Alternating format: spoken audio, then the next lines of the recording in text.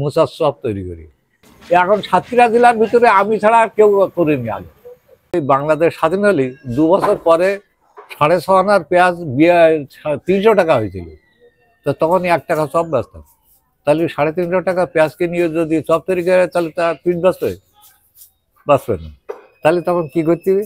তখন ফিকির ঝিকির ও তা বেগুনের চপ, ওই ধনি পাতার চপ, তারপর আলুর চপ এইসব করতাম। তো আমার ভালো লাগলো। তো ওই আমাদের গাছের একটা মোচা কাটি পড়েছি, ড্রাই কালার মোচা, খুব বড় মোচা। সেই মোচাটা আমি কাটি কুচুইছি, বাড়ি কুচুই দেখি পেঁয়াজের মতো নয়, দেখি যেত পেঁয়াজের মতো হয়েছে। তাহলে এই দিয়ে তৈরি করবো। তাই ওই আইনি সেদিন চপ তৈরি করি, ওই যা দিয়েছি ওই খাইয়ে আমার দিকে তাকাচ্ছে। তখন আমি একা ছিলাম। তাকাচ্ছে যে কিরে কি সব খাওয়া যাচ্ছে না, ভালো লাগছে না নাকি? তাকাচ্ছে না কাকা, আগে যে সব খাওয়া তার চেয়ে ভালো লাগছে। তাই তাহলে ভালো হইলো। তো তখন আমার এই চপে কিন্তু মোচার চপ অনেক জায়গায় তৈরি করে, কিন্তু আমি যেভাবে তৈরি করি ওইভাবে কেউ করে না। এতে ঝাল, পেঁয়াজ, রসুন কিছু নেই। এটা হচ্ছে নিরামিষ। আমি করেছি। তা ধরো 3 বছর বাংলাদেশ স্বাধীন হওয়ার 3 বছর পরের থেকে, তাহলে আজ কয় বছর আছে? এটাই ঠিক করো, 40-42 বছর। আচ্ছা, রুজির মালিক কিরা? উপরওয়ালা। উপরওয়ালা। তোমার তার উপরে বিশ্বাস আছে? হ্যাঁ, অবশ্যই আছে। তা যদি বিশ্বাস থাকে তাহলে আমার সেই চিন্তা তারই বেশি।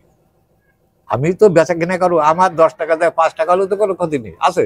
কিন্তু রুজি যদি 10 জনের আমার এখানে মাফাই দেয়, তাদের তো সব দিতিবে নাকি? তা যদি না দিতে পারি তাহলে সেই বুড়ালে মিথ্যেই যাবে।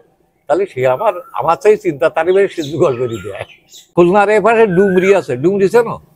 মনে আছে না? ডুমরির থেকে 12 কিলোমিটার ভিতরে যেতে হয়। সেখান থেকে আমি মোচা নিয়ে আসি।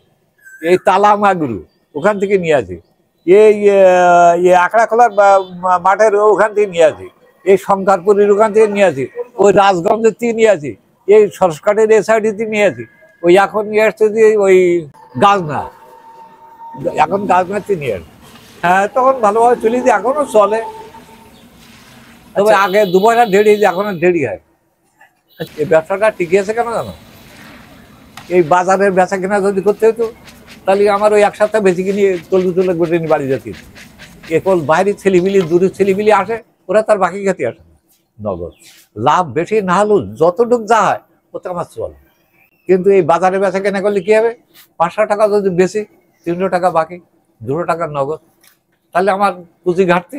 1 সপ্তাহ বেচলি ব্যাস পুঁজি ভাজ। প্রথমে 1 টাকা বেচেছি, আর তারপরে বেচেছি 2 টাকা, তারপরে এসে 3 টাকা। মানে এই করোনার পরের থেকে 3 টাকা। তাও এখন 3 টাকা বেচা যায় না, তবু আমি বেশি। তার কারণ বাকি বেচা কিনা না, তো নগদ বেচা কিনা। মানে 1 টাকার জায়গায় 4 আনা হয়, ওই সে 4 আনায় আমার যথেষ্ট। এই ধানদিয়া চৌরাস্তা বাজার, কলারুয়া, সাতক্ষীরা।